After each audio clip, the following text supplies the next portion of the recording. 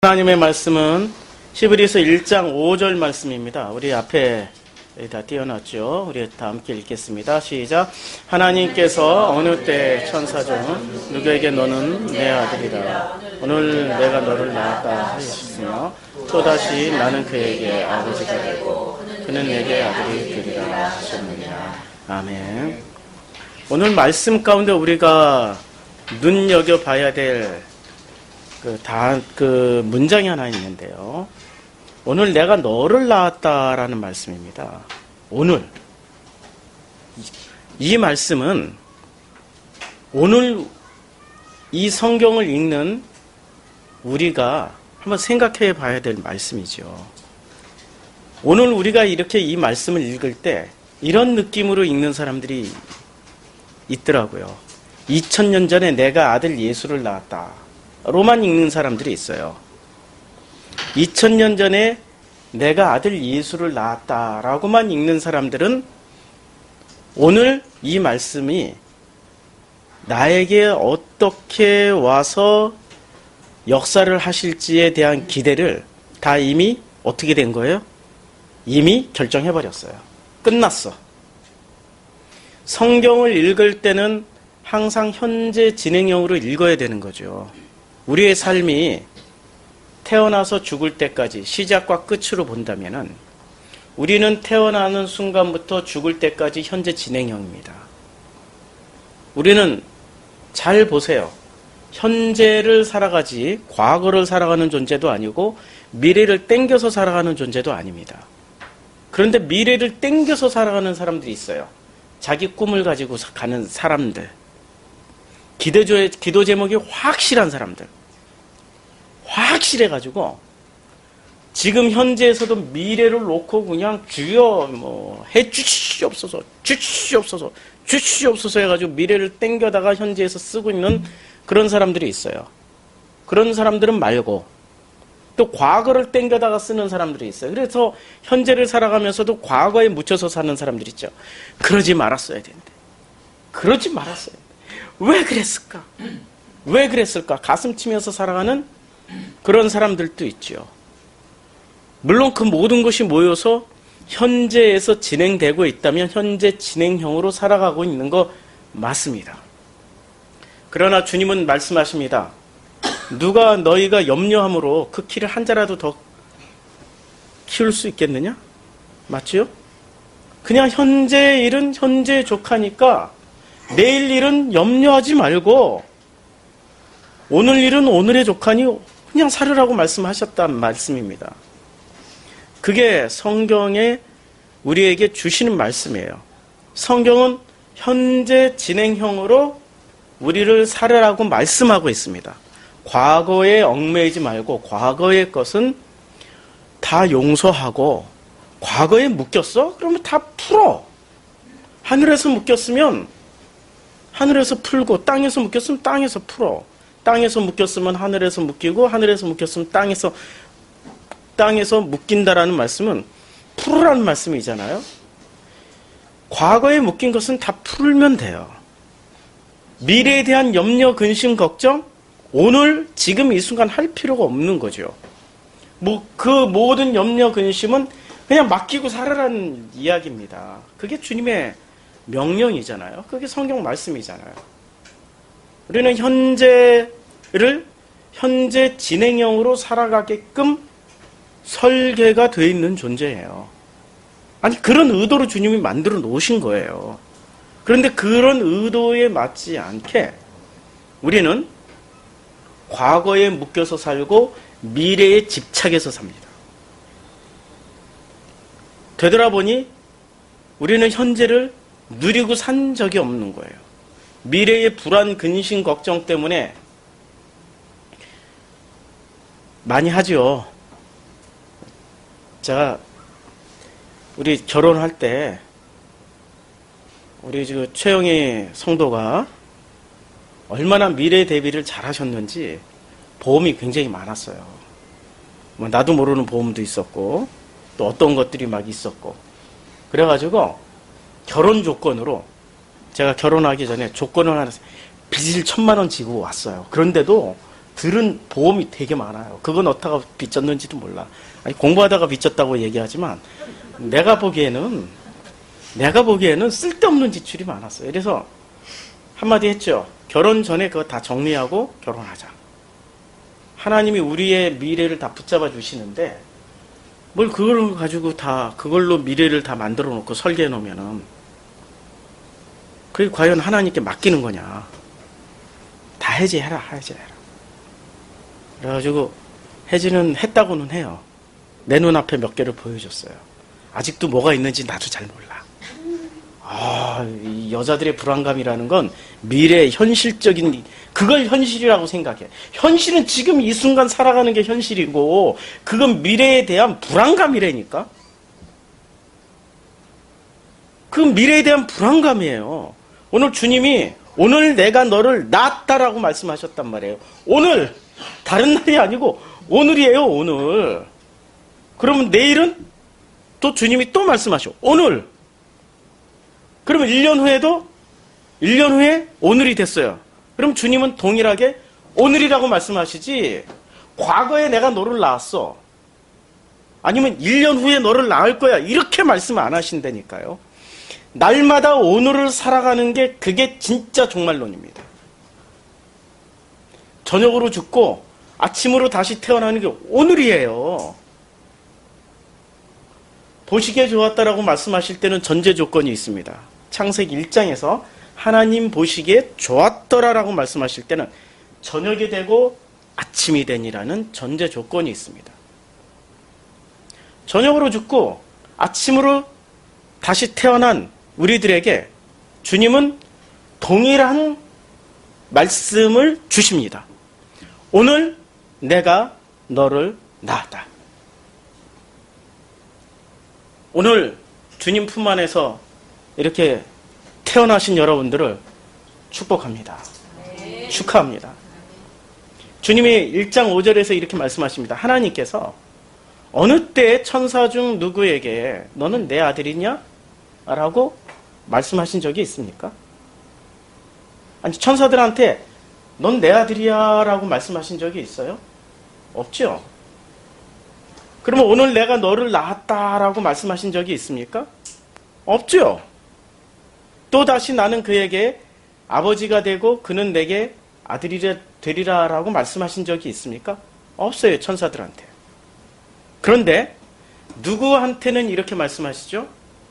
아들한테는 너는 내 아들이다 라고 말씀하시고요. 오늘 내가 너를 낳았다라고 말씀하시고, 그리고 주님이 우리 아들들에게는 어떻게 말씀하시냐면 나는 너에게, 그에게 아버지가 되고 너는 오늘 내게 아들이 되리라 라고 말씀하셨어요. 이게 천사와 아들의 극명한 갈림길이 여기서 나오고 있습니다. 천사가 좋은 건가요? 아들이 좋은 건가요? 오늘 구절만 보면 확실하게 아들이 좋지요. 그러나 아직도 천사를 꿈꾸고 있는 사람들이 많이 있습니다. 아들이 힘이 셉니까? 천사가 힘이 셉니까? 한번 힘센 걸로 한번 물어보자고요. 아들이 힘이 세요? 천사가 힘이 세요? 이제 의견이 분분 갈리죠? 천사가 힘이 세다라고 믿는 오래된 이 신학, 교리적, 이 신학이 아닙니다. 종교적인 믿음. 전 종교는 천사가 훨씬 더 힘이 세다고 믿습니다. 당연히 모든 종교가, 이거는 기독교뿐만이 아니에요. 모든 종교에서는 천사가 훨씬 더 아들보다 힘이 세다고 생각을 합니다. 그러면 1장 6절에 이렇게 이야기하고 계세요. 또 맏아들, 또 그가 누구예요? 하나님이 맏아들을, 그가 맏아들을 이끌어 세상에 다시 들어오게 하실 때 하나님의 모든 천사들은 그에게 경배할지어다 말씀하시면서, 맏아들이 세요? 천사가 세요? 당연하죠. 그렇죠? 당연히 아들이 센 거예요.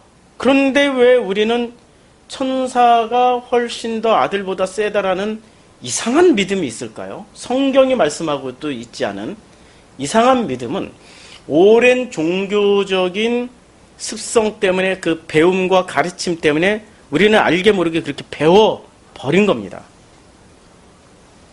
그렇게 배워버린 그 기본 바탕에는 우리의 놀라울 정도로 우리가 가지고 있는 우리의 욕망들이 다 숨겨져 있는 거죠.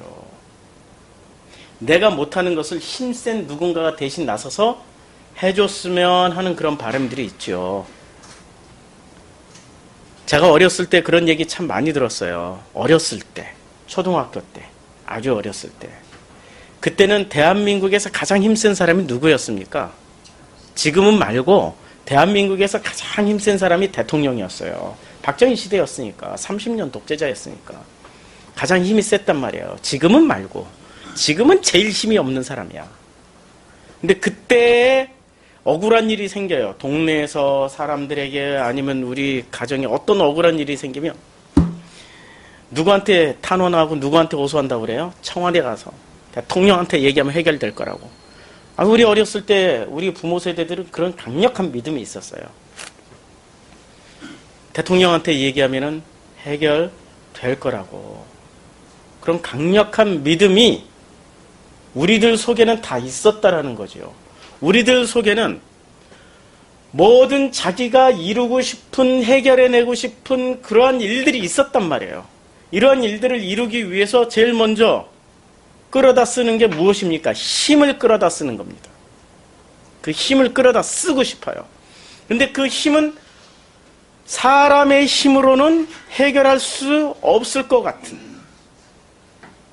그런 생각이 들 때가 참 많죠. 분하고 억울하고, 아니 이놈의 인간이 도대체 10년 이상을 같이 살았는데도 하나도 안 변하고 똑같고, 이거는 정말 사람 힘으로는 안 된다.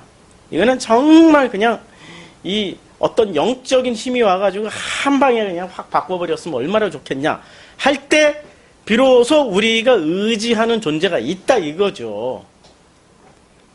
궁극적으로는 하나님이지만, 그러나 그 하나님이 천사를 보내서 이놈의 인간을 그냥 다리 몽둥이를 부러뜨리던 그냥 모가지를 확 비틀던 해가지고 이 고난에서, 내가 처했던 이놈의 고난에서 좀 벗어나고 싶다라는 바람들을 가지고 살았단 말입니다. 그게 우리들 모습이었단 말이에요. 우리는 알게 모르게 나보다도 더 힘센 존재가 있어서 문제 해결을 해주기를 바라는 강력한 그 욕망들이 다 숨겨져 있었던 거죠. 그렇죠? 근데 오늘 성경은 뭐라고 말씀을 하고 계세요? 천사들이 세다고 그래요? 아들이 세다고 그래요? 그렇죠? 그래서 주님이 희한한 말씀들을 많이 하시는 겁니다. 어떤 말씀을 하시냐면, 너희가 감당할 시험을 준다라고. 감당할 만큼의 시험만 주신다고. 그리고 환난과 인내를 동시에 다 주신다고. 너희 앞에 환난을 주시겠다고. 고난을 주시겠다고. 환난은 인내를, 인내는 연단을, 연단은 소망을, 이런 그 소망을 가지기 위해서는 반드시 거쳐야 될 게 뭐라는 얘기죠? 환난, 연단, 그 가운데 참아내는 인내. 힘이 있어야 참아내는 거죠. 힘 없으면 못 버텨요. 힘 없으면 쓰러지고 넘어지고 그냥 죽어버립니다. 힘 없으면. 힘이 있으니까 참고 견디고 이겨내는 거죠. 천사가 힘이 있을까요? 아들이 힘이 있을까요? 아들은 십자가에서 죽기까지 순종하셨어요. 천사 중에 죽기까지 순종했다는 천사 있습니까? 시키면 하고 안 시키면 가만히 있고, 명령이 떨어져야 하는 거지. 아들은 명령이 떨어지지 않아도 아버지의 뜻대로 살고 아버지의 뜻대로 능동적으로 사는 거죠. 천사는 능동태입니까? 수동태입니까? 천사와 아들의 결정적인 차이점은, 아들은 능동태로 살아가요. 천사는 철저하게 수동태로 살아갑니다. 철저하게. 명령이 떨어져야 움직여요. 그리고 명령이 안 떨어지면 안 움직여요. 그것을 공무원들에게 주로 쓰는 단어가 하나 있어요. 무슨 단어? 복지부동. 복지부동. 무슨 말인지 아세요? 명령이 떨어져야만이 움직여요. 명령이 안 떨어지면 가만히 있습니다. 세월호에 그 아이들이 죽어가도 안 꺼낸다니까? 살리라는 명령이 안 떨어지면 안 꺼내요. 살리라는 명령만 떨어지면 5분 안에 다 구출할 수 있는데 그 명령이 안 떨어지니까 죽어가는 거 보면서도 가만히 있어요. 명령에 따라서 움직여지는 존재가 천사. 그러나 명령과 상관없이 아버지의 뜻에 따라서 스스로 자율적으로 능동적으로 움직일 수 있는 존재가 아들들. 여러분들은 아들이 되길 원합니까? 천사가 되길 원합니까? 아들 되길 원하죠. 그런데 아직도 천사가 되기를 꿈꾸는 어린아이들이 있어요. 천사 되면 얼마나 하얗고 광채가 나고 얼마나 예쁜 얼굴을 가지고 머릿결은 얼마나 부드럽게 그 아름다운 날개를 우리는 꼭 그런 게 되고 싶어. 진짜 그거 한번 돼보고 싶어. 천사처럼 한번 돼보고 싶어. 그런 외모 한번 가지고 싶어. 그래가지고 천사가 되려고 하는 수많은 젊은 아가씨들은 요새는 아저씨들도 하더라고. 강남의 성형외과에 바글바글 모여있지요. 자기의 얼굴을 마치 천사처럼 그 속엔 천사가 들어가 있는 거예요. 자기가 꿈꾸는 그 천사의 외모가 들어가 있는 거죠. 천사의 마음을 먼저 갖는 게 아니고. 그렇죠? 성경은 천사를 어떻게 이야기할까요? 우리가 천사의 정체에 대해서 한번 보자고요. 성경이 말하는 그 천사들을 쭉 보면은, 자, 성경이 우선 개론부터 한번 봅시다. 성경이 말하는 천사를 보면 구약이 말하는 천사가 있고요. 신약이 말하는 천사가 있습니다. 구약에서 말씀하시는 천사는 나뉘어요. 포로기 이전과 포로기 이후. 그래서 포로기를 중심으로 해서 천사가 이런 천사의 모습이 있고 포로기 후에는 이런 천사로 쓰여져요. 그럼 포로기 전에는 천사가 언급이 많이 됐을까요? 거의 안 됐어요. 포로기 전에는 천사라는 이 단어 자체도 그렇게 많이 안 나와요. 창세기 2번 나오고 사무엘하고 열왕기 상에만 딱 나올 뿐이에요. 포로기 후에는 천사라는 언급이 많이 나옵니다. 아주 많이 나와요. 포로기 후에는. 이거는 제가 아틀란타 복음학교에서 충분히 설명했고, 또 우리 계시록 종말론 그 성경 공부 중에도 제가 여러 번 언급을 했기 때문에 자세한 설명은 안 하겠습니다. 필요하면 찾아가서 들으세요. 포로기를 전후로 해서 천사, 마귀, 사탄, 그 하나님에 대한 개념이 바뀝니다. 그 중에 하나가 이 천사라는 개념도 포함이 돼서 바뀌어요. 자, 포로기 전에는 어떻게 됐냐면은, 포로기 전에 이렇게 나와요. 창세기 19장 1절과 19장 15절에 2번 나옵니다. 창세기 19장 1절에는 이렇게 나오죠. 저녁 때 그 두 천사가 소돔에 이르니 마침 롯이 소돔 성문에 앉아 있다가 그들을 보고 일어나 영접하고 땅에 엎드려 절하며 이제 절을 해서 영접해서 같이 먹고 그렇게 한단 말이에요. 천사가 밥도 먹네? 우리는 천사를 생각하면 완전한 영적인 어떤 존재로 생각을 해요. 그리고 흔히 기독교 신학에서, 이거 기독교 신학에서는 안 나오는 얘기거든요? 사람이 왜 더 천사보다 좋으냐? 라고 이야기할 때, 김용희 선교사님이, 그분도 요새 이렇게 2단 시비가 또 붙었더라고요. 안 붙는 사람이 없어, 도대체. 조금만 그냥 설교 열심히 복음적으로 하면은 다 2단 시비 걸어. 무서워, 그냥. 그분들이 더 무서워, 진짜. 그분들이. 김용희 선교사님이 설교 중에 그렇게 하신 걸 기억해요. 사람들은 찬양할 때 막 찬양하고 이 워십할 때 땀을 흘린대. 그런데 천사들은 아무래도 땀을 안 흘린다. 그래서 천사들이 부러워서 이렇게 쳐다보고 있더라. 이런 그 우스갯 같은 예화도 들었어요. 그런 수준의 천사 인식을 가지고 있다라는 거죠. 아니에요. 밥도 먹는다니까. 밥 먹으면 밥 먹다 땀도 흘리는다니까. 그러겠죠? 그러니까 성경을 깊이 있게 안 읽는 거죠. 사람의 퍼펙트한 사람의 모습으로 와서 사람처럼, 사람이에요 그냥. 아브라함이 봤을 때 완벽한 사람이에요. 속지 마세요. 완벽한 사람이에요. 그렇죠. 같이 밥도 먹었어요. 그렇죠? 자, 창세기 19장 15절에 이제 동틀 때 천사가 롯을 재촉하여 이르되 일어나 여기 있는 내 아내와 두 딸을 이끌어내라. 이성의 죄악 중에 함께 멸망할까 막 깨우는 거야. 재촉해서 빨리 가라고. 그리고 사무엘하 24장 16절 천사가 예루살렘을 향하여 그의 손을 들어 멸하려 하더니 이렇게 손을 들어서 멸하려 할 때 천사의 역할이 어떤 역할이죠? 그냥 사람처럼 왔다가 사람하고 똑같이 사는 모습도 있지만 어떤 굉장한 능력을 가지고 멸을 하는 재앙의 심판을 내리는 이런 존재이기도 해요. 자, 그 다음에 사무엘하 24장 17절에 다윗이 백성을 치는 천사를 보고 그건 여호와께 아뢰어 이르되 나는 범죄하였고 악을 행하였거니와 이 악무리는 무엇을 행하였나이까 청하건대 주의 손으로 나와 내 아버지의 집을 치소서 하니 이제 천사한테 간청하는 거죠. 그랬더니 이 간청에 천사한테 간청하는 것을 누가 들어요? 여호와 하나님이 듣고 거기서 멈춰주세요. 그렇죠. 손을 거두라고 그래요. 자, 열왕기상 13장 18절 그가 그 사람에게 이르되 나도 그대와 같은 선지자라 천사가 여호와의 말씀으로 내게 이르기를 그는 내 집으로 데리고 돌아와서 그에게 떡을 먹이고 물을 마시게 하라 했는지라. 이름 없는 한 선지자가 이제 그 심판을 선고하고 오죠. 그 북이스라엘에 있는 왕한테. 그리고 다시 돌아가는 길에 그 이름 없는 또 같은 그 노인이 나도 너와 같은 선지자라. 그리고 천사가 여호와의 말씀으로 이렇게 이제 그 먹이고 떡이고. 근데 먹으라고 그래서 말을 하고 있어요.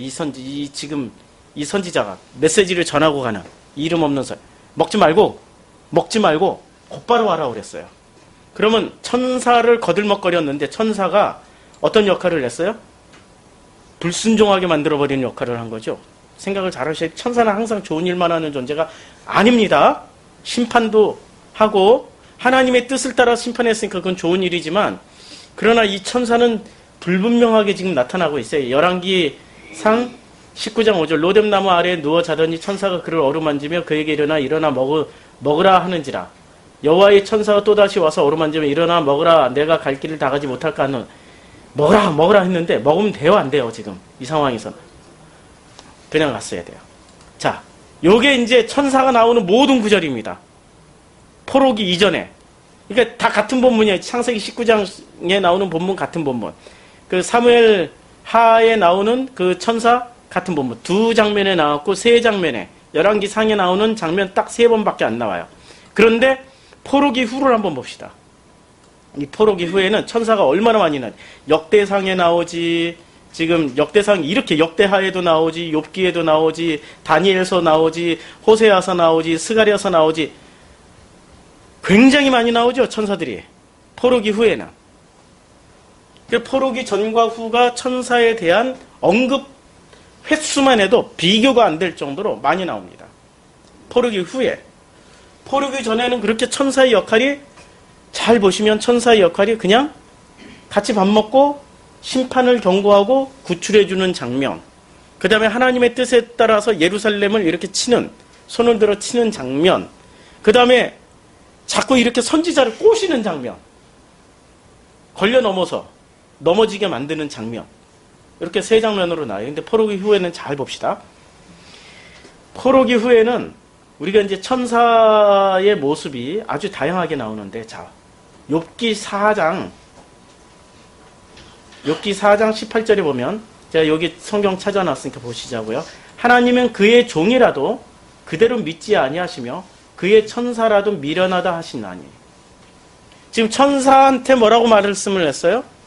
미련하다 천사한테. 천사는 무조건 하나님한테 칭찬받는 존재가 아닙니다. 오해를 깨세요. 천사는 무조건 하나님 편이고 하나님에게 칭찬받는다? 아닙니다. 하나님이 미련하다라고 하세요. 천사는 또 심판과 보호도 해요. 이 포로기 이후에는. 자, 다니엘서 3장 28절에 보면은 느부갓네살이 말하여 이르되 사드락과 메삭과 아벳느고의 하나님을 찬송하리로다. 그가 그의 천사를 보내사 자기를 의뢰하고 그들의 몸을 바쳐 왕의 명령을 거역하고 그 하나님 밖에는 다른 신을 섬기지 아니하며 그에게 절하지 아니하는 종들을 구원하셨도다. 누구를 보내서 지금 다니엘과 세 친구를 지금 보호를 해주고 계세요? 천사들을 보내서.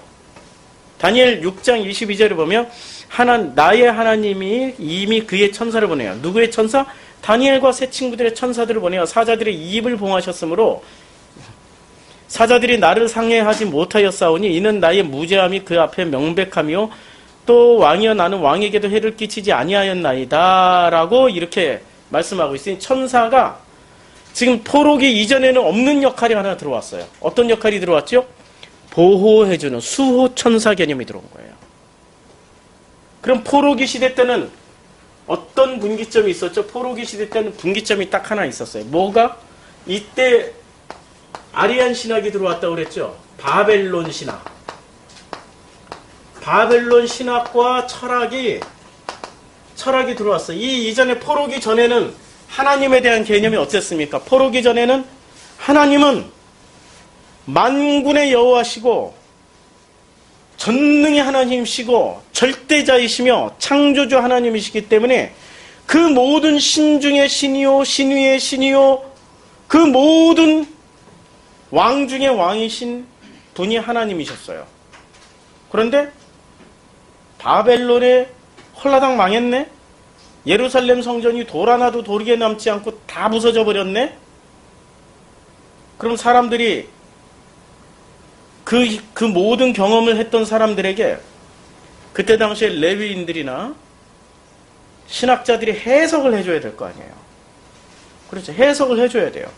근데 해석을 해줘야 되는데 예레미야 신학을 붙잡았으면 해석이 쉬워요. 맞죠? 예레미야는 이미 다 예언했어요. 이사야의 신학을 붙잡았으면 해석이 쉬워요. 다 예언했어요.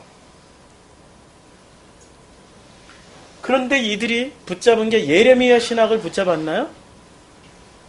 아니라니까요. 예레미야는 이스라엘의 지금 바벨론이 멸망당하기 직전의 모습으로 한번 거슬러 올라가 보자고요. 예레미야의 인기도를 한번 봅시다. 예레미야의 인기는 그때 당시에 이스라엘 그 유다 사람들에게 어떻게 인기도가 지금 5%도 안 되죠. 그때 예레미야 5%도 안 됐어요. 인기도는 거의 지지율이 없다라는 거 오차 다 감안하면 5%라는 것은 0.5%라는 얘기도 안 돼요. 오차 범위 내가 있기 때문에 플러스로 하면은 뭐 한 9.5% 되겠죠. 누구는 9.5% 붙잡고 누구는 0.5% 붙잡고 살아가는 게 지금 현실이 아니에요? 5%라는 건 오차 범위 감안하면은 9%도 될 수 있고 0%도 될 수 있다는 얘기예요. 예레미야의 인기도는 이쪽이었죠. 이스라엘 사람들이 다 저주했어요. 예레미야를. 예레미야 말 죽어도 안 들었어. 아무도 안 들었어. 예레미야 신학을 그대로 가져가면은 이 사람들이 이 바벨론에 끌려갔던 사람들이 다 감동받고 그렇지 예레미야가 맞았어. 우리가 회개할게. 이럴까요? 절대 그렇지 않아요. 인간은 있잖아요. 인간에게 있는 것 중에 가장 무서운 게 인간의 자기 합리화입니다. 심리학자가 분석을 했어요. 이거는 종교계가 분석한 게 아니라 심리학자가 분석을 했는데 어떤 분석을 했냐면은 1800년도에 미국에서 일어났던 집단 종말론 사건. 수만 명의 신도들에게 이 교주가 선포를 했어요. 몇 년, 몇 월, 며칠 날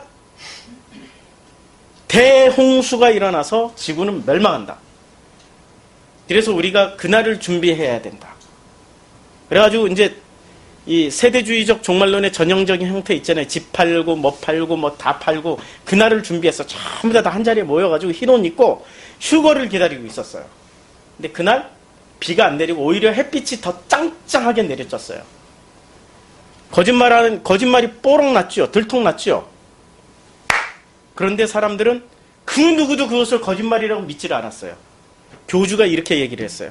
우리가 그동안에 열심히 기도한 결과로 이렇게 하나님은 이 심판의 때를 면하게 해주셨다고 할렐루야 아멘 했더니 몽땅 다 할렐루야 아멘 하고 한 명이 이탈자도 없이 전부 다 그 교주를 따라가 버렸어요.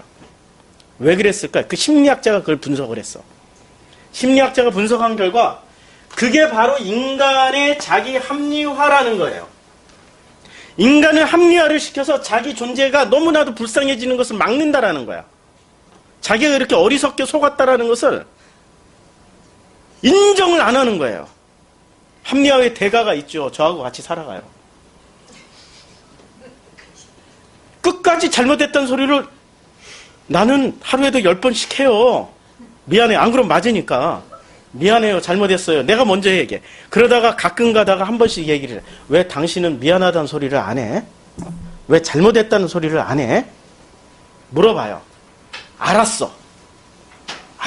자기 합리화, 미안하다, 잘못했다라고 인정하는 순간 자기 합리화가 다 무너져서 내 앞에 너무나도 초라한 존재로 내가 너무나도 초라하게 볼 것 같다. 남편이 나를 너무 무시할 것 같다라는 그 불안감이 밑에 깔려 있는 거야. 괜찮아. 무시 안 할게. 미안하다는 소리 좀 해봐. 잘못했다는 소리 좀 듣고 싶다니까. 인간이 왜 회개를 할 때 껍데기만 회개하고 근본적인 것은 숨기고 회개를 왜 못하느냐? 자기 합리화가 깨지기 때문에 그러는 거죠. 인간이 가장 무서운 거는 자기 합리화를 해내는 존재이기 때문에 그런 거죠.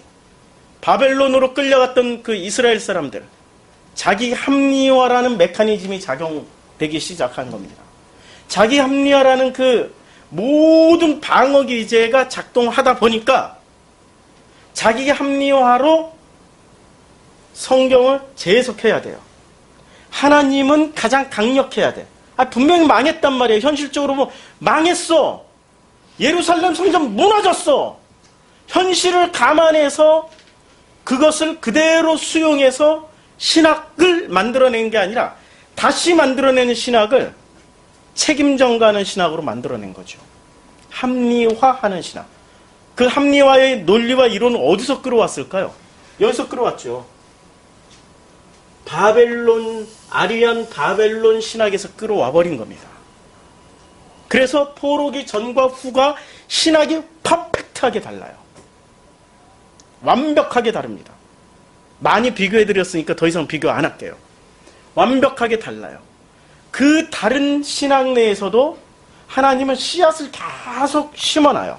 어떤 씨앗을 심어놓냐면 천사는 아까 포로기 이전의 천사는 어떤 존재예요? 굉장히 막강한 능력을 가진 존재예요. 그리고 인격적인 만남이 이루어져요. 밥도 먹으면서 인격적인 만남이 이루어져요. 그렇죠? 그런데 포로기 이후의 천사는 어떤 천사가 들어오냐면 자 보세요. 호세아 12장 4절에 보면 천사와 겨루어 이기고 울며 그에게 간구하였으며 천사는 어떻게 해야 돼요? 겨루어서 이겨버려야 돼요. 싸워야 되는 존재로 지금 표현하고 있단 말이에요. 자, 스가랴서 1장 9절. 내가 말하되 내 주여 이들이 무엇이니까 하니 내게 말하는 천사에게 내게 이르되 이들이 무엇인지 내게 보이라 하고 이제 스가랴 1장 11절에 그들이 화석나무 사이에 선 여호와의 천사에게 말하되 우리가 땅에 두루 다녀보니 온 땅이 평안하고 조용하더이다. 천사가 무슨 일을 해요? 보고를 하죠. 보고. 천사는 이제는 어떤 역할이냐면 이렇게 인격적으로 만나서 인격적으로 뭔가 함께하는 존재가 아니라 천사는 철저하게 피동적인 존재로 바뀌어요. 보고자. 뭘 하고 왔니? 그랬더니 이렇게 다 보고 감찰하고 무슨 얘기를 해요? 이렇게 보고하는 거야. 리포트를 작성해가지고 이렇게 보고하는 그런 역할을 하는 거예요. 자, 그러면 스가랴 이제 이 참소자 스가랴 3장 1절부터는 참소자의 역할을 보고 리포트를 다 만들었어. 만들었더니 이 리포트를 만들 때는 자 보세요. 뭔가 보고서를 만들 때는 보고서를 만든 그 존재의 철학이 들어가 있습니다. 신학이 들어가 있어요. 옳다 그르다라는 어떤 판단 기준이 들어가 있단 말입니다. 보고서를 만들었어요. 보고서를 만들고 나서 보니까 이 보고서를 만들 때 뭐로 만들겠어요? 천사들이? 수수께끼 낼게요. 선악으로 만들까요? 생명으로 만들까요? 그렇죠. 이 선악 개념이 드디어 천사들이 가지기 시작했어요.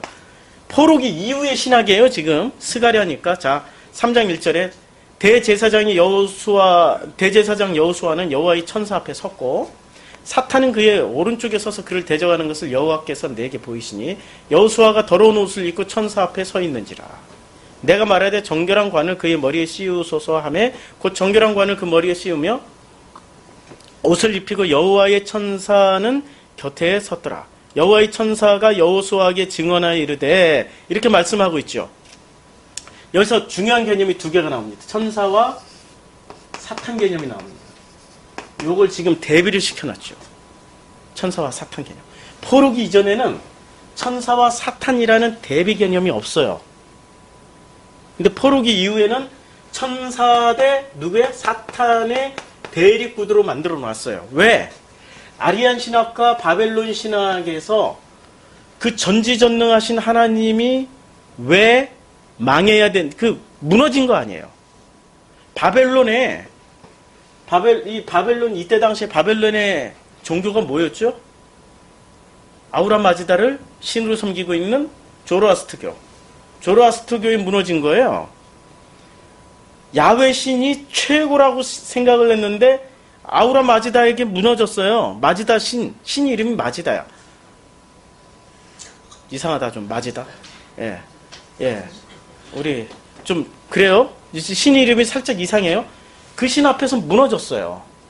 다곤 신상이 여호와의 법궤 앞에 엎드려서 팍싹 깨졌던 것처럼 요번에는 아우라 마즈다 앞에 여호와의 그 성전이 팍싹 엎드려져서 박살 난 거라니까요. 같은 개념으로 그들은 승리했다라고 하고 이스라엘 사람들은 패배했다라고 생각하는 거예요. 지금 그걸 합리화를 시켜야 돼. 합리화를 시키기 위해서 끌어왔던 개념이 빛과 어둠의 싸움, 천사 대 사탄의 대결이 들어왔어요. 그러면 사탄은 지금 참소하고 천사는 뭐하고 있죠?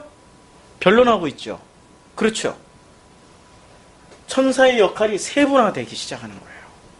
어떤 영적인 개념으로, 이건 좀 복잡한 개념이야.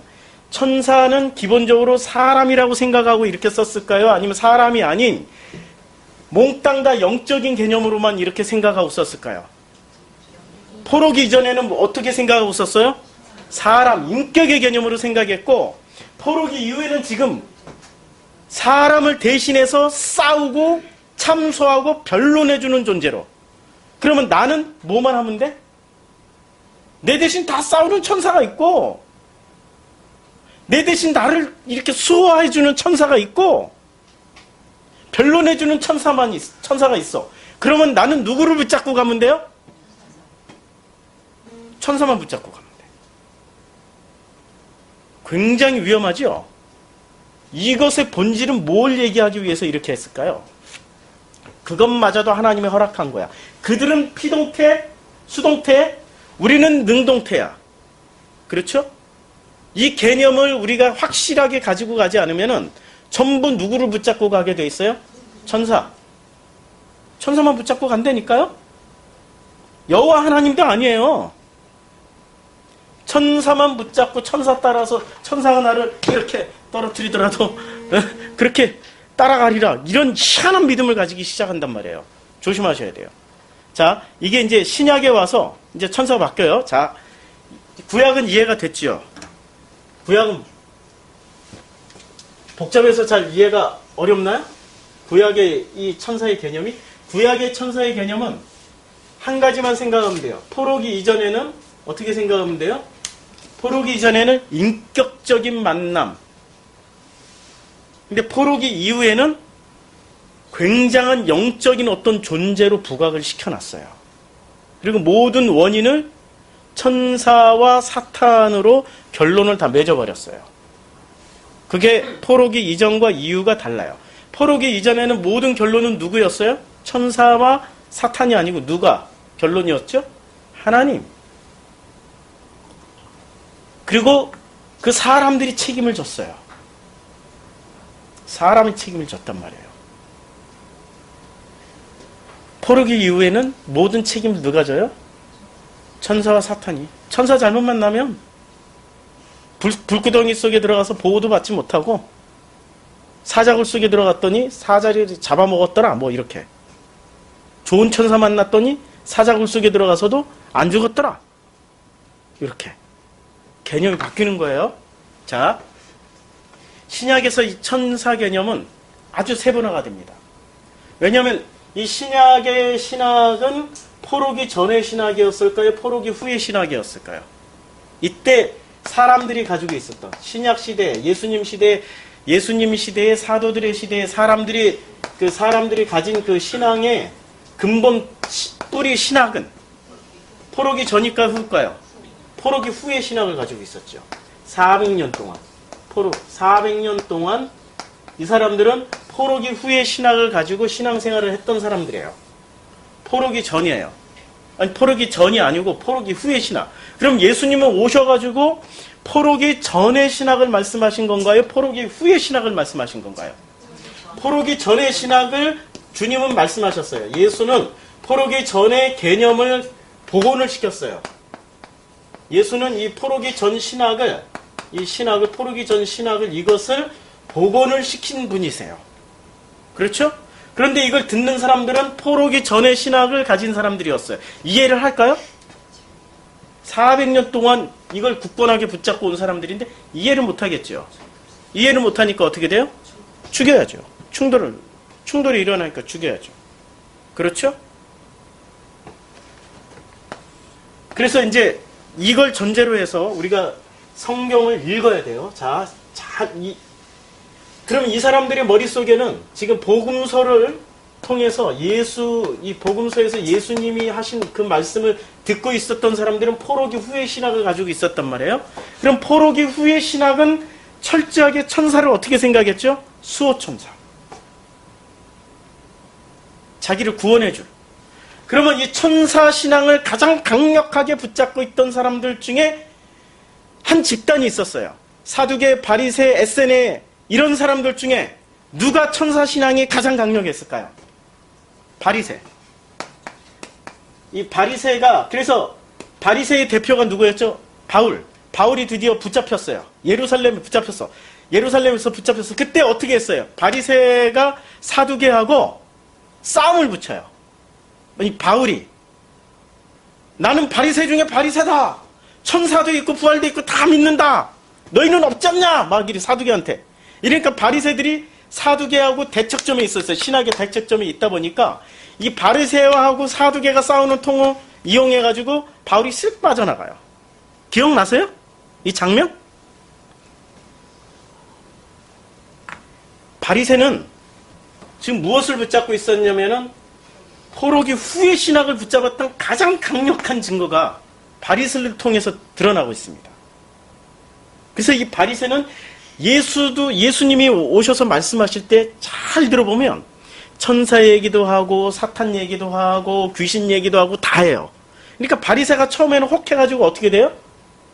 와, 우리하고 같은 얘기를 하는구나 하고 예수를 따라다녔어요. 바리새 중에 굉장히 많은 사람들이 따라다녔어요. 심지어는 예루살렘으로부터 내려와서 예수를 따라다녔어요. 무슨 얘기를 하나 들어보려고.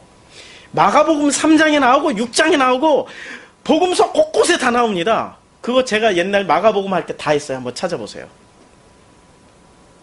자꾸 이런 얘기하니까 설교가 길어져가지고 짧게 이제 넘어가는 거예요.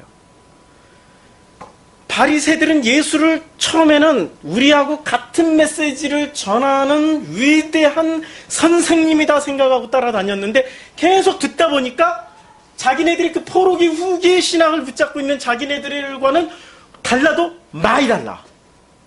분명히 말은 자기네하고 똑같은 형태로 얘기를 하고 있는데 천사도 얘기하고 마귀도 얘기하고 부활도 얘기하고 다 얘기하는데 자꾸 듣다 보니까 이상해. 무슨 신학으로 얘기를 했기 때문에 그래요? 포로기 전 신학으로 주님은 얘기를 했고 형태는 포로기 후로 형태를 그 그릇에 담아서 전해버린 거예요. 그랬더니 바리새가 처음에 자기네 편인 줄 알고 와 위대한 스승이 왔다 할렐루야 아멘 했는데 알고 가면 갈수록 저거 이상한 놈이네? 이렇게 됐어요. 그게 십자가에 죽여야 돼. 이게 지금 복음서에서 천사를 전하는 기본 패턴이에요. 자, 그 다음에 사도행전에서 여기까지 이해가 되셨죠? 아니, 설교는 이해가 되셨죠가 아닌데 사실은 계시를 받으셨나요?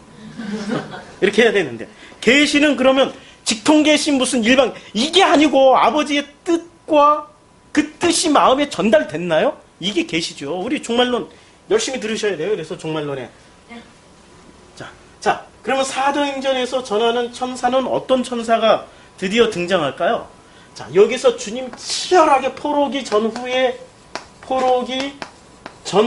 신학을 주님이 치열하게 싸워서 포로기 전의 신학으로, 포로기 전 신학으로 천사를 재해석을 했어요.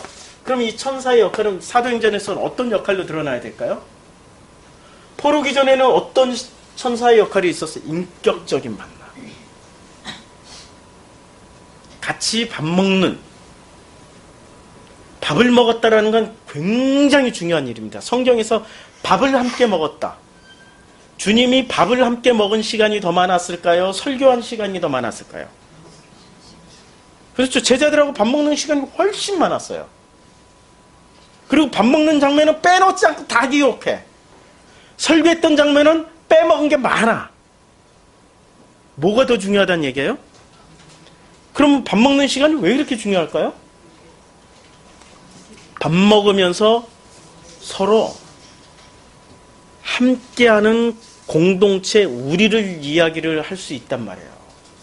우리는 밥을 함께 먹으면 뭐가 되죠? 우리는 밥을 함께 먹으면 식구가 돼요. 식구라는 게 먹을 식자, 입구자, 같이 밥 먹는다라는 얘기야. 식구가 함께 밥을 먹는다라는 뜻이에요. 함께 밥을 먹으면 식구가 되고, 식구는 거꾸로 하면 가족이 되고, 가족은 다시 말하면 우리야, 우리. 가축우리도 될 수 있지만 사람 우리도 우리야, 그냥. 맞죠? 가축우리도 우리예요. 그 가축들도 지들끼리 우리야. 그래서 그 우리를 지켜내기 위해서 온갖 비리와 부정부패 다 저질러요. 그거 지켜내기 위해서. 근데 우리는 그런 부정부패, 비리로 우리를 지켜내는 게 아니라 오직 하나님의 그 사랑으로만 우리를 지켜내는 거죠. 기독교인의 윤리는 분명히 달라요. 같지도 않아. 가축들하고는 달라. 우리는 사람이라니까? 아들들이라니까? 자부심을 가지세요. 우리는 아들이에요, 아들. 자, 이 우리가 된 우리는 그날에 가서, 그날이 언제예요? 성령이 오시는 날. 드디어 성령을 받게 되면 어떻게 됩니까? 성령을 받게 되면 드디어 같은 고백을 하게 돼요. 하나님의 그 뜻이 내 안에서 이루어져가지고 아버지의 그 뜻이 뭔지를 알아서 같은 고백을 해요. 그러면 같은 고백을 하는 우리는 뭐라고 그래요? 요한복음 14장 20절이 이루어져요. 너희가 내 안에, 내가 너희 안에. 드디어 뭐가 돼요? 하나임. 그냥 하나임. 그냥 아주 제일 좋은 우리말. 하나임이 되는 거예요. 이 과정으로 가는 것을 설명해주는 최고의 방식이 뭐였을까요? 같이 밥 먹는 거예요. 그냥 먹는 거야. 먹음. 그러니까 성경에는 오병이어의 기적이 사복음서에 다 나와. 정말 중요할 것 같은 가나의 혼인잔치에 그 비유는 딱 한 번밖에 안 나와. 요한복음밖에 안 나와요. 공관복음서에 안 나와요. 거라사의 그 미친 사람, 얼마나 대단한 사건이에요. 거라사에서 그냥 쇠사슬로도 묶어도 안 되고 그랬던 그 사람 이야기는 어디서만 나와요? 요한복음은 안 나온다니까? 요한복음과 공관복음에서 다 같이 나오는 스토리 중에 가장 큰 스토리는, 공통되게 말하고 있는 스토리는 뭐예요? 예수의 죽음과 부활이잖아요. 그럼 예수의 죽음과 부활만큼 진짜 중요한 이야기가 뭐였을까요? 밥 먹는 사건이라니까? 밥 먹이는 사건? 오병이어. 밥 먹이는 사건. 먹으면 굉장히 중요한 거예요. 구약에서 에이 창세기 19장 이거 밥 먹는 거 한 번 나왔는데 그거 가지고 왜 이렇게 확대 해석해? 꼭 이렇게 반론을 거는 분들이 있어요. 뭐 할 수 없죠. 뭐. 그분들의 몫이죠. 먹으면 그 먹는 그 과정에서 일단 아브라함을 알아봤어. 새 천사를 모시고 왔어. 같이 밥을 먹는 사이에 그가 어마어마하게 바뀌고 있다라는 것을, 그 인격적인 교류가 있었다라는 것을 왜 생각을 안 하시는 거죠? 그냥 밥만 먹었어요? 이스라엘 그때 당시에 중근동 문화에서는 그거 불가능한 일입니다. 같이 밥을 먹는다라는 얘기는 함께 한다라는 얘기예요. 뜻을 같이 하는 사람하고는 밥을 먹어요. 뜻을 같이 하지 않는 사람 밥을 같이 안 먹어요. 밥 먹는 것은 굉장히 중요한 일입니다. 자, 이제 드디어 포로기 후의 방식으로 포로기 전에 것을 복원을 시켰어요. 이거 수많은 내용들이 들어가 있는 거예요. 그 중에 천사 예를 하나 드는 거야. 그 중에 천사. 이 안에 무수하게 많은 얘기들이 있지만 천사만 하나 보자고요. 왜냐하면 히브리서에서 천사가 나왔어. 그러면 이 사도행전을 통화해서 뭐가 복원이 돼요? 어떤 개념들이 다 복원이 되겠죠. 뭐 포로기 전에 개념들이 복원이 돼요. 그래서 사도행전에서 제일 많이 나오는 이야기가 베드로가 설교를 해, 스테반이 설교를 해, 마지막 스테반은 그 설교하고 죽임을 당하는데도 불구하고 그 설교의 핵심의 메시지가 뭐예요? 너희가 죽인 그 예수가 그리스도야 라고 얘기를 했단 말이에요. 근데 그 이전에 무슨 얘기를 해요? 이스라엘의 뭐 출애굽 사건부터 시작해서 광야 사건 얘기하고 이걸 반드시 얘기를 한단 말이에요. 반드시 그 얘기를 왜 해야만 했을까요? 왜 출애굽과 아브라함, 이삭, 야곱의 하나님이 너희들이 예언대로 400년 동안 애굽에서 살다가 그 다음에 400년 후에는 홍해를 건너서 광야에서 40년을 살고 지금 베드로의 설교, 스테반의 설교 요약하는 거예요. 그리고 그 하나님의 은혜로 가나안 땅에 들어가서 이렇게 저렇게 살다가 다윗의 후손으로 예수가 태어났고 여기까지 얘기를 하는데 반드시 얘기해야 될 게 있어요. 광야 사건 이야기예요. 그 광야에서 천사는 뭐로 나타났을까요? 천사가 나타났나요? 광야에서? 광야에서 천사가 나타났나요? 안 나타났죠? 뭐로 나타났을까요? 수많은 증거물도 나타났죠. 그렇죠? 수많은 구름기둥과 불기둥과 하나님의 뜻을, 천사는 간단하게 생각하면은, 천사는 성경에서 말하는 메신저, 뜻을 전달하는, 하나님의 뜻을 밝혀주는, 아니 밝혀주는 게 아니라 뜻을 전달하는 메신저, 시키면 하는 존재. 늘 주님이 명령해서 그 자리에 있는 것들은 다 천사. 구름기둥, 불기둥, 이런 것부터 시작해서.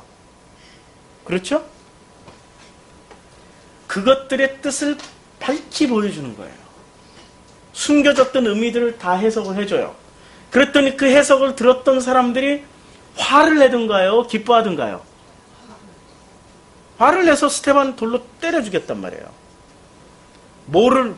분명히 이 사람들이 기대했던 거는 포로기 후의 신학을 기대하고 그의 관점에서 듣길 원하는데 세상에 포로기 전의 내용을 얘기를 하니까 받아들일 수 없는 거죠.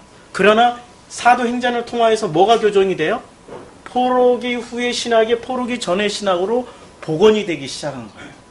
그리고 나서 이 바울 서신이 드디어 개념 정리를 확실하게 해줍니다.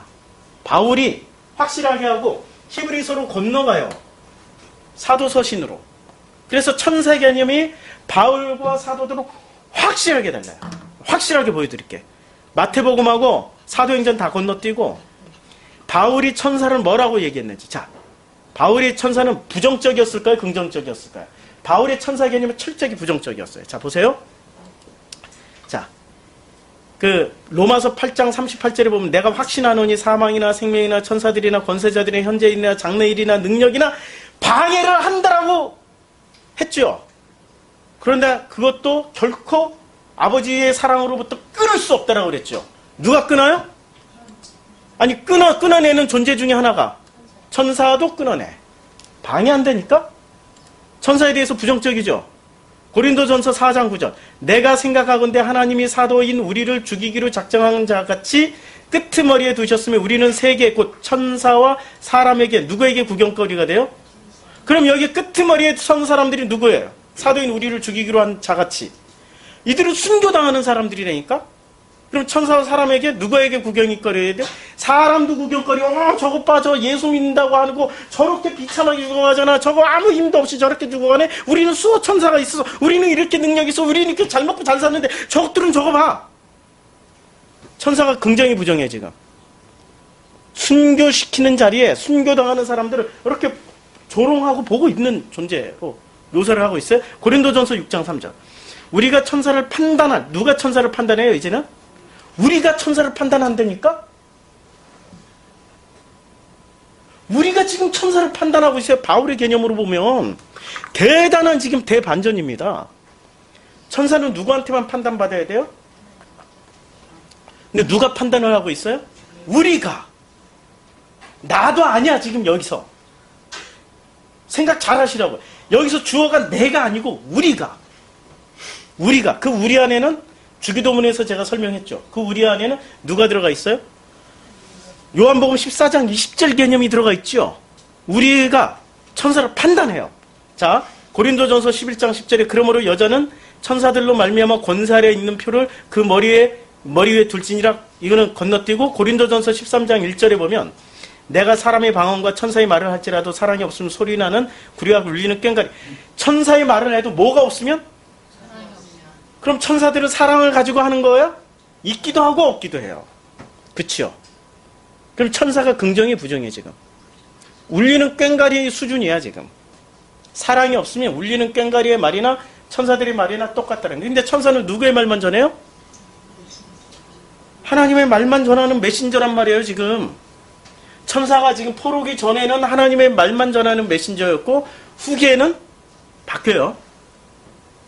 바뀌어요. 나중에 이게 종말론 계시록방에서 제가 좀 더 자세하게 설명해 드릴게요. 오늘 다 못하고. 자, 포로기 전과 후가 이렇게 바뀌는데 천사의 말을 할지라도 사랑이 없으면 그 소리나는 구리와 울리는 꽹과리가 됩니다. 그렇죠? 이게 고린도전서 13장 1절입니다.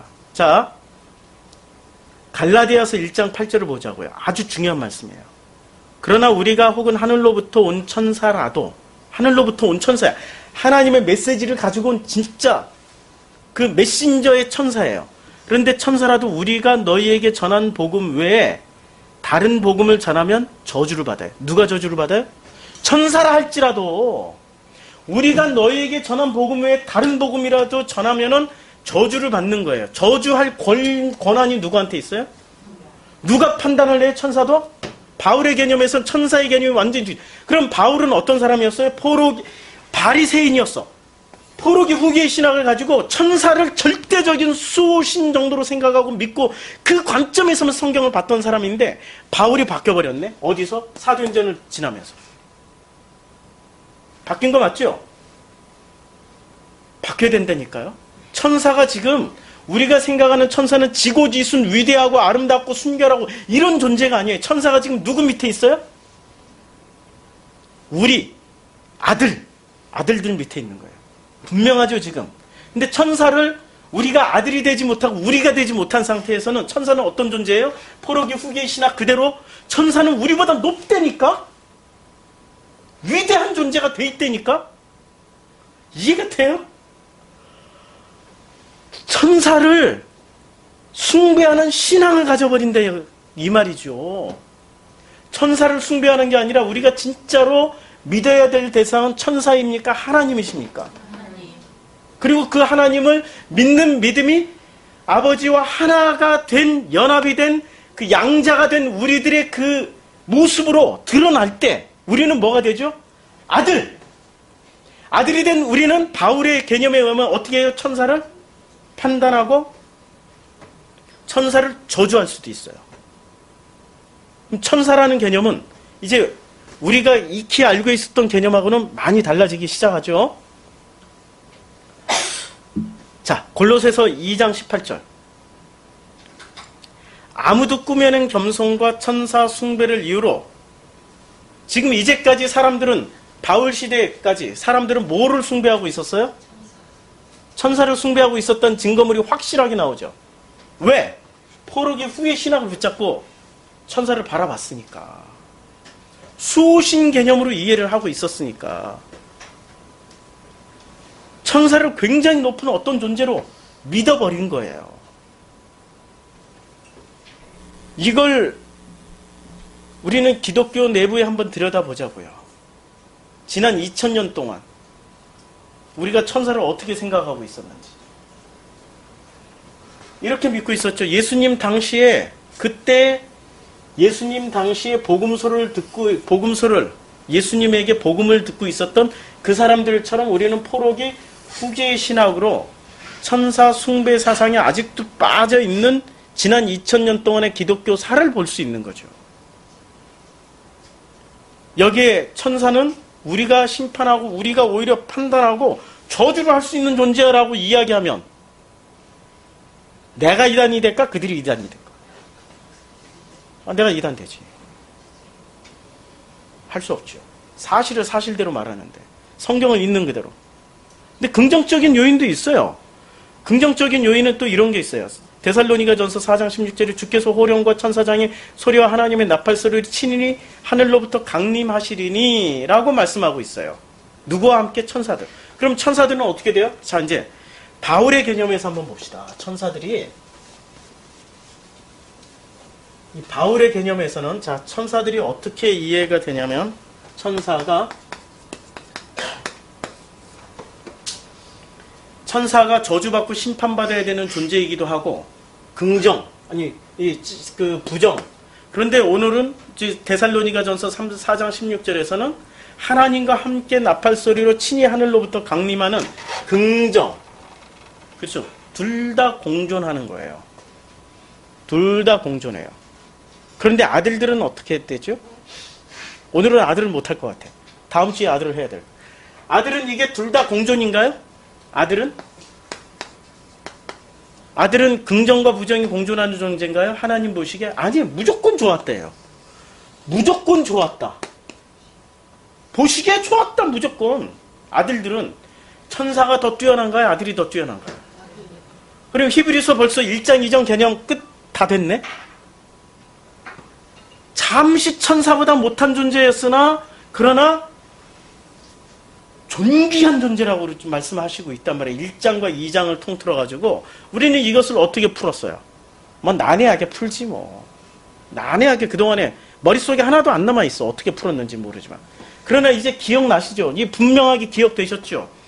우리는 천사보다 훨씬 뛰어난 존재. 왜? 나는 능동이고 얘는 피동이야. 수동이야. 철저하게 수동태야. 나는 내가 결정할 수 있고 천사는 자기 결정 못해. 천사는 누구에 의해서 판단당해요? 아들에 의해서 판단당해요. 천사는 아들을 판단할 수 있나요? 못하죠. 훨씬 뛰어나죠. 그렇죠? 그러니까 오늘 주님이 말씀하시는 오늘 본문에서는 뭐라고 말씀하세요? 내가 하나님께서 어느 때에 천사 중 누구에게 너는 내 아들이라 오늘 내가 너를 낳았다 하셨으며 절대 안 했다라는 거야. 천사는 주님 품에서 나온 존재가 아니야. 또다시 나는 그에게 아버지가 되고 천사는 절대 아들이 될 수가 없어. 그는 내게 아들이 되리라고 말한 적이 없다라고 하신 거예요. 지금 거꾸로 말하면 누구한테만 했어요? 아들한테만 하셨다라는 얘기예요. 그렇죠? 지금 이 개념이 히브리서를 이해를 하려면은 자, 이 천사 개념 하나를 지금 교정을 해줘야 돼. 왜냐하면 복음서를 통해서 사도행전을 통해 가지고 바울 서신을 통해서 뭔가를 배웠어요. 뭘 배웠죠? 포로기 후기의 신학이 이제는 전기의 신학으로 이렇게 교정되는 것을 배웠어요. 이 배운 사람들이 히브리서를 통해서 싹 건너가야 돼. 건너가야 되는 거예요. 근데 이것을 통해서 히브리서를 통해서 교정을 받지 않고 그냥 바로 건너가면 사도 서신은 어떻게 읽힌다고 그랬어요? 잠언 정도로만 읽혀요. 율법서 정도로만 읽힌다니까요. 전부 다 인용해. 이렇게 살아라고 그랬다니까. 이렇게 왜 안 살아? 살으라고. 이거 두드러 잡는 어떤 잣대로 이용해요. 이게 매로 이용해요. 여기 잣대 여기 있네. 이걸로 이용해가지고 딱 재가지고 요거 봐. 사도들의 말씀에 맞아 안 맞아? 야고보서 말씀에 안 맞아? 맞지? 안 맞지? 요한 1, 2, 3, 4 맞아 안 맞아? 요렇게 해가 요 자로 때리고 다녀. 이렇게 머리통 때리면서 다니는 그런 식으로 이용을 해보면 히브리서를 통해서 그걸 교정받지 못하면 이런 짓을 하고 다녀요. 요걸로 막 때리면서 다녀요. 말씀 가지고. 아니고 교정받고 건너가면은 뭐가 돼요? 아들의 확증을 받아요. 천사가 아니고 아들이라는 확증을 받는다니까. 아들이 좋아요? 천사가 좋아요? 아직도 천사 꿈이 있는 사람들이 있어요. 아직도. 소녀시대. 소녀들, 소녀시대를 살아가고 있는, 꿈속에서 살아가고 있는 소녀시대. 그 소녀시대 말고, 걸스 제네레이션 말고, 진짜 소녀 같은 꿈을 꾸고 있는 사람들. 아니고, 진짜는 우리들에게 주시고자 하는 그 메시지를 우리가 들어야 된다라는 거죠. 자, 그래서, 이제, 히브리서의 다음에서는 어떻게 이 이야기를 하는지, 우리가 이제 히브리서 읽었어요. 그러면, 이 히브리서 2장 5절에 하나님이 우리가 말하는 바 올 세상을 천사들에게 복종하게 하십니다. 히브리서는 뭐라고 말씀하세요? 천사들이 누구한테 복종해요? 아들들에게, 우리에게 복종을 하는 거예요. 우리에게 복종하게끔 만드셨어요, 지금. 그래서 그들이 누구예요? 아들을 잠시 동안 천사보다 못하게 하시며 영광과 존귀로 관을 씌우시며. 이제 이해가 되죠. 이제 이거 이해가 됐죠? 자, 그 다음에 히브리서 전과 히브리서 후에 바울 서신이 한번 봅시다. 이 천사의 분량을 한번 봅시다. 한번 성경에서 직접 찾아서 보여줄게요. 이 본문 성경, 이게 굉장히 좋은 성경이거든요. 신약 찾기에서, 신약에서 천사를 한번 볼게요. 자, 쫙 이제 다 뜹니다. 신약에 나오는 천사가 총 161개가 있는데, 복음서 다 빼고, 요한복음 다 빼고, 사도행전 빼고, 자, 로마서에 나오고, 로마서부터 시작해서 히브리서 전까지 몇 개 나와요? 하나, 둘, 셋, 넷, 다섯, 여섯, 일곱, 여덟, 아홉, 열, 열하나, 열둘, 열세, 14번밖에 안 나와요. 그쵸? 천사의 빈도수가 히브리서 전에는 별로 안 나와요. 자, 그 다음에 히브리서부터 시작해서 한번 봅시다. 히브리서 빼고, 히브리서는 건너가는 천사 개념 교정을 하고, 개념 교정한 다음에 베드로전서부터 히브리서가 나오는데 이만큼 나와요. 쭈르륵 이만큼 나와버려요. 페이지를 이렇게 넘겨요. 몇 개인지 세어보면 시간 낭비겠죠. 엄청 많이 나오죠. 천사 개념이 교정이 될 때 비로소 천사는 빈도수가 훨씬 많아져요. 사도서신에서는 천사가 훨씬 더 많이 인용되고 있어요. 바울은 그렇게 인용을 많이 안 했어요. 천사라는 단어를 그렇게 많이 쓰지를 않았어요. 그리고 써도 어떻게 썼어요? 부정적인 개념으로 썼어요. 그러면 이 히브리서 다음에 사도서신에서는 그럼 천사를 어떻게 써야 돼요? 부정으로 쓸까요? 긍정으로 쓸까요? 안 봐도 삼천리. 긍정이죠. 긍정인데 꼭 그렇게 긍정으로 쓰여지지는 않았다는 거 알 수 있어요. 자, 여기 보세요. 자, 베드로전서 3장 22절에 보면 그는 하늘에 오르사 하나님 우편에 계신 천사들과 권세들과 능력들이 누구에게 복종을 해요? 아들에게 복종하죠. 그렇지, 아들에게 복종하는 거예요. 이제 아들이 누구를 다스려요? 히브리서를 통과하니까 천사를 다스려버리는 거예요.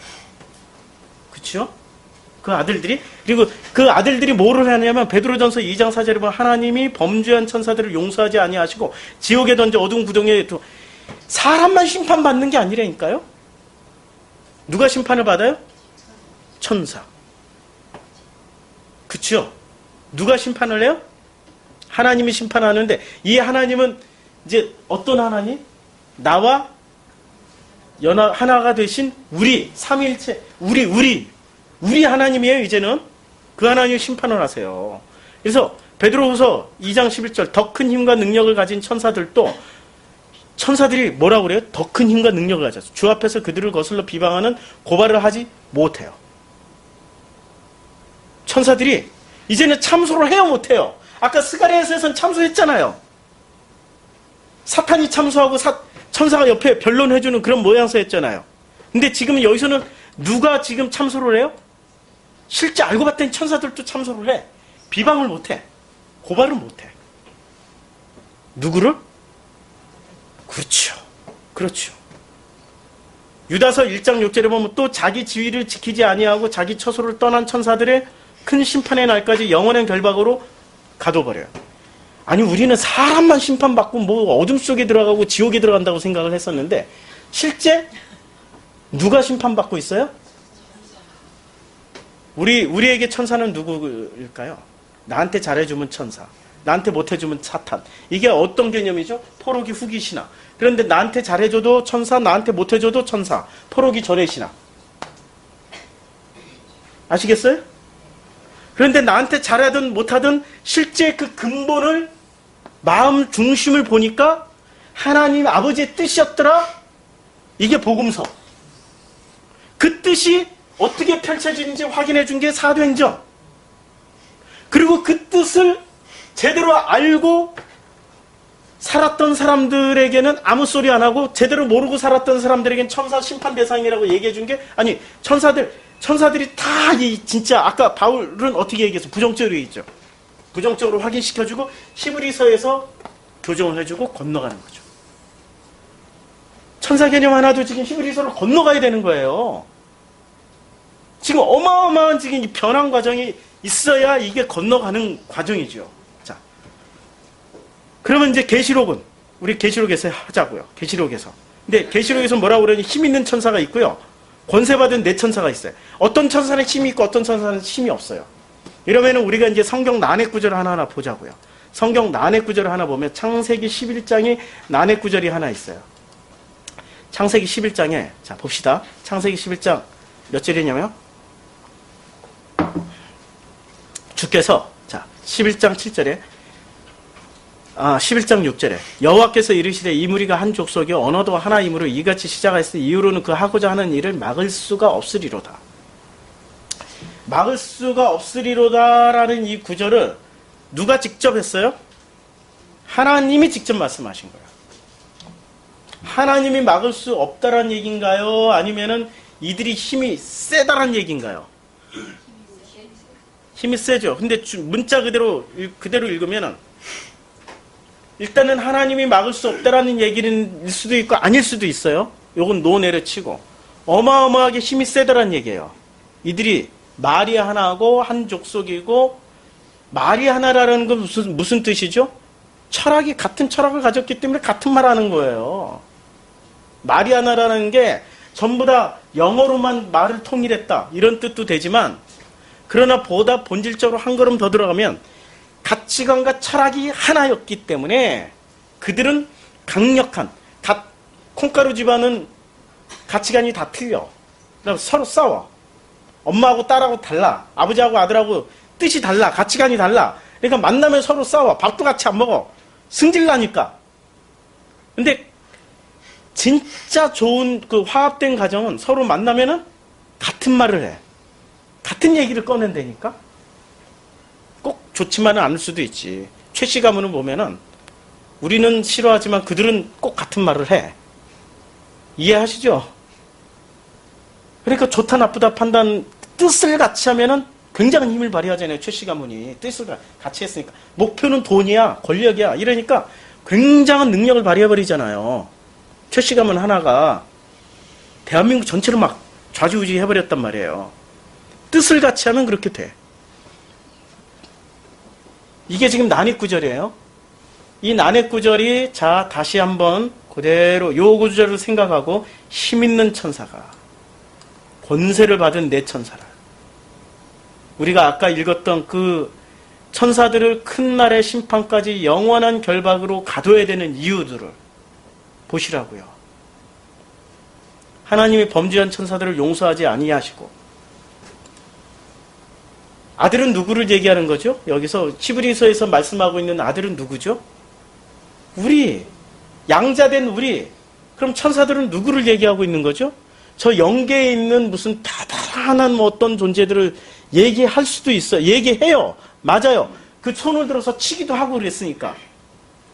그러나 실제적으로 모든 껍데기를 벗기고 보니까 누구 얘기를 하는 것 같아요? 우리 얘기를 하고 있는 거죠. 이제 보이세요? 우리 얘기를 하고 있는 거예요. 누구는 천사가 될 수 있고 누구는 아들이 될 수 있는데 뭘 선택하겠느냐고 물어보는 게 히브리서예요. 누구를 선택할래? 천사가 지금 더 커 보이지만 잠시 천사보다 못하게 놔둔 게 너희들이야. 바로 당신들이라니까. 히브리서는 이렇게 얘기하고 있는 거예요. 천사들이 힘이 세 보이지, 모든 권력을 가진 것처럼 보이지, 막강한 능력이 있어 보이지, 그러나 너희가 아들인 것을 알게 되면 나중에 히브리서로 건너가서 보니까 베드로 전후서에서 유다서에 그들을 심판하고 징계할 존재야. 할렐루야. 할렐루야.